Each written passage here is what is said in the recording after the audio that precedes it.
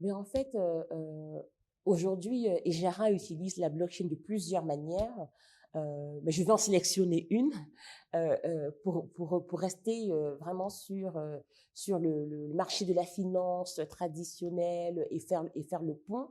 Ejara a voulu se positionner vraiment entre un pont entre la finance traditionnelle et la finance de demain, qui est plus accessible à la masse populaire.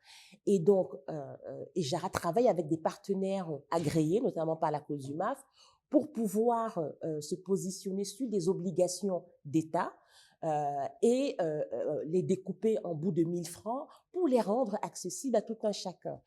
Et ce produit a l'air finalement d'être quelque chose que le marché recherchait, voulait, parce qu'en plus d'un an de pilote sur ces petits bouts de dette souveraine, on a réussi à convaincre plus de 100 000 acheteurs uniques de tester au moins une fois ces produits-là.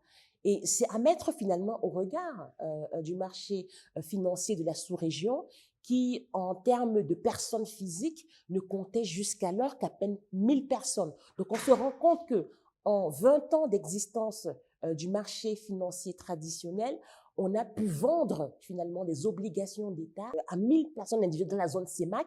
Au Cameroun uniquement, il y a un peu plus de 100 000 personnes qui ont au moins testé une fois parce que c'est facile, c'est accessible, c'est confortable. Depuis son canapé, depuis son lit dans sa chambre, on peut acheter, échanger, vendre et finalement recevoir aussi, percevoir ces intérêts dès que le moment est venu.